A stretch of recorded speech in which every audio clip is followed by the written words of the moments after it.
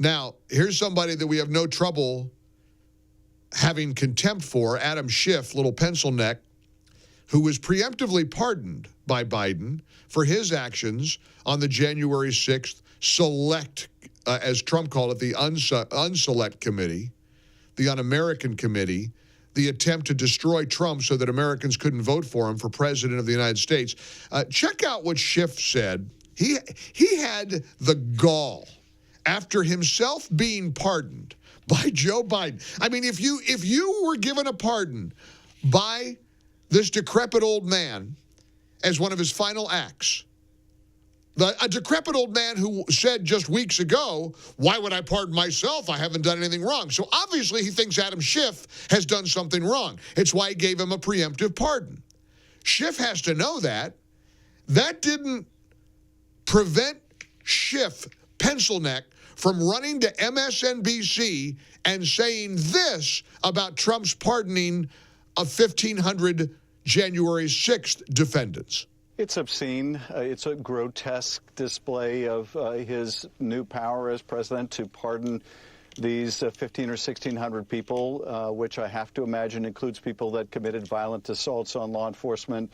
It certainly includes, apparently, one of the leaders of the Proud Boys. Rather fitting, sadly, that among his very first acts in office is to give a pardon to a white nationalist leader like that. So hard to imagine that we were sitting in the Capitol, the site of that attack, and hours later, the man who incited that attack pardons the people who participated in that attack. Now, again, you might want to sit this one out, pencil neck, because you got pardoned just hours before. How can you even begin to show your face, much less appear on national television, and say how grotesque it is that Trump would pardon the January 6ers after you yourself were pardoned by a man who confirmed just a few weeks ago, just last week, that if you're preemptively pardoning somebody, you did something wrong. Have you ruled out a pardon for yourself or any other additional members of the family? For myself? Yes, sir. What would I pardon myself for? That's what I'm asking. No, I have no contemplation of pardoning myself for anything. I didn't do anything wrong. Oh, I didn't do anything wrong. Why would I pardon myself? Which means, of course, that if you pardon others, you think they did something wrong. He knows. He knows Liz Cheney is up to her neck in allegations of destroying evidence and are having a rigged committee to try to, jettison Trump's chances of winning. He knows how corrupt these people are. That's why he gave them a preemptive pardon so they don't go to jail. And then the people who got off the hook, like Adam Schiff, run to MSNBC. I say pardon every last one of the January 6ers as a blank you to the Liz Cheneys of the world. Let them all go. Let them all go. What Fauci did is allegedly a lot worse than what they did on Capitol Hill on January 6th.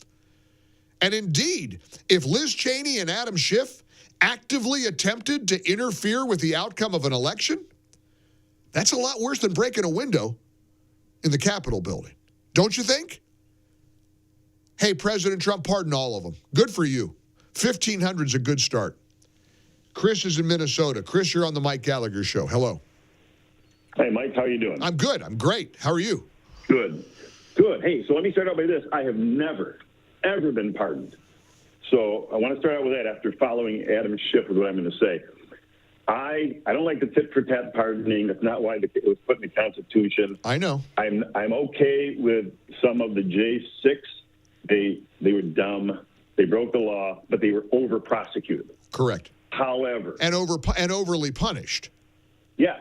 However, I have two sons who are police officers. I cannot agree with ever pardoning people who assaulted police officers. Correct. They did not have to do that.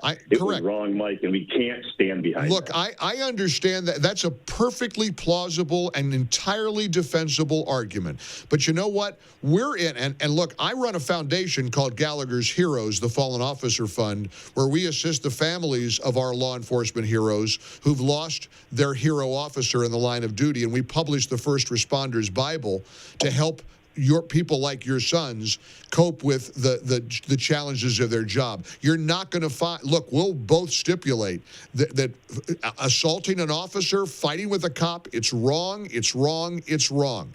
Now, in the scheme of things, we're into uncharted waters here, Chris.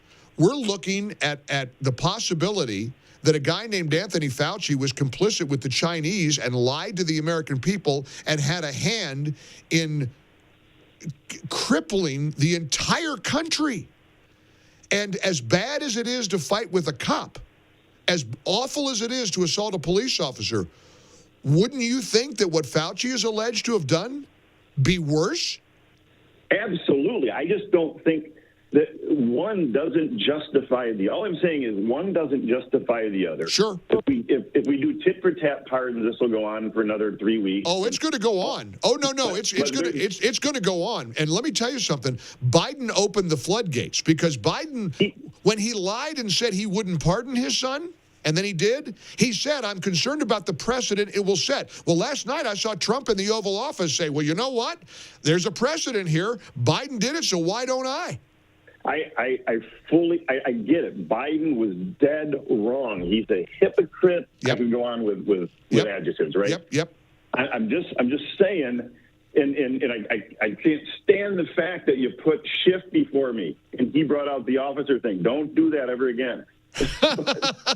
Well, understand something. We're agreeing while not entirely agreeing. I can't argue with your point. You're the father of two cops. Look, I get it. And what these officers go through every day is something that would make normal people just fall over. I mean, I've spent hundreds of hours riding with police officers. I've done ride-alongs to learn what they do. What they experience in one day is something most of us don't experience in a lifetime. You're not going to get an argument from me, but I've got one final point. You're calling from Minnesota.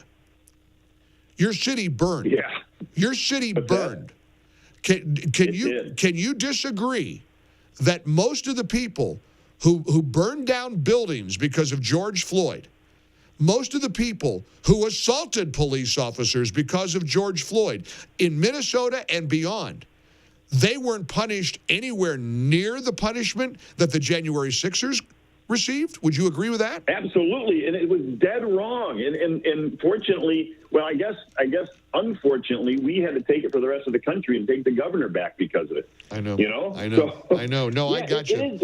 It's was terrible. Wrong. It was awful. It's awful. wrong. And that's President Trump's point. He said that last night. Look, you got people that burned cities down that didn't get punished, and you're going to have January 6ers rot in jail forever. And well, by the way, limitations isn't up on him yet. That's exactly. Well, it's awful. It's all. And guess what? You get due process. Even if you assault a police officer, you don't rot in a jail for years waiting for a trial. That's awful. But I also agree with what your sentiment as well, Chris. Good to hear from you, and thank you for your. And look, as the father of law enforcement, you're every bit as much of a hero as they are, because you've invested in your community and you're right there with them. So thank you, Chris. I am truly fascinated by the Biden pardons. This was. And incidentally, just got a nice text message from Charlottesville, Virginia. Mike, I just found your show today on News Radio 98.9, and I'm loving every minute of it. Well, thank you. We are thrilled to be live now in Charlottesville, Virginia on News Radio 98.9 and AM 1070 WINA. Paul and Chris and the team over there, thanks for your hospitality and thanks for your confidence in the Mike Gallagher Show. So welcome aboard, Charlottesville, Virginia. Give me a call or a text if you like what you hear, 800-655-MIKE. And, of course, for all things Team Gallagher, go to MikeOnline.com. You can read about the show, introduce yourself to the team, have the team introduced to you, find out where to get the podcasts or find out our social media stuff. great articles and video clips that we post all the time. You could get access to Salem News Channel as well. It's all there at MikeOnline.com. So if you're new to the show, first of all, welcome. And second of all, get acquainted by going to our website, MikeOnline.com. I'm trying not to get so ridiculously annoyed by these last-minute pardons. I want you to hear a montage. I saw this on X last night. These are all the Democrats condemning Trump and Republicans even considering preemptively pardoning anybody. Have you ever heard of somebody getting a preemptive pardon who was innocent of all crime? Who's just an innocent person? Have you ever heard of that? Just somebody getting a blanket pardon and they're an innocent person? But no, it's the president's own family. It's people that have been covering up for the president in addition to his own family. Is there an innocent explanation for someone to seek preemptive pardons for family members? Would you do that if you knew you were innocent and just worried about outside forces? The answer to that is going to be no. If you haven't done anything wrong, you sit there and go, what do you need a preemptive pardon for? If he pardons people preemptively, he's essentially telling the public that these people have committed crimes. And we may not be aware of what they are, but the pardon is clear evidence that crimes have been committed. I imagine if he decides to issue these preemptive pardons, it will be cast in a way that he is protecting his family and protecting their reputations from, villainous exterior forces that are against him. First off, we should just take a deep breath and acknowledge the audacity of a president who's so clearly concerned about his own criminal culpability and that of his family members that pardons are a major obsession with him. The idea of a kind of prospective pardon, this sort of permanent federal get-out-of-jail-free card, that seems to be what we're talking about in the case of this, right, with Giuliani and his 3 eldest children who, as far as we know, have not been convicted of a crime. Maybe they've committed a lot, and they don't want to face action. I don't know. It's weird. I wouldn't ask for a pardon. I don't think I deserve one because I don't think I've done anything criminal. But, where does that come from, that concept that you can just kind of wave your magic pardon wand? We have Tish James. We have Xavier Becerra. Mimi Rocha is literally my DA in my town. There will be opportunities to prosecute these people regardless if they abuse the pardon power as they are thinking. Hopefully, Ellie, there will be a skyfall on this entire crime family, and there will be another day for them to die. The president does indeed pardon, let's say, Rudy Giuliani or any members of his family.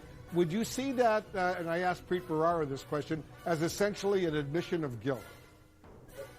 I certainly would view it that way. I think millions of Americans would view it that way. If there was no belief in criminality, why would he think a pardon was necessary? Those are all Democrats talking about Trump.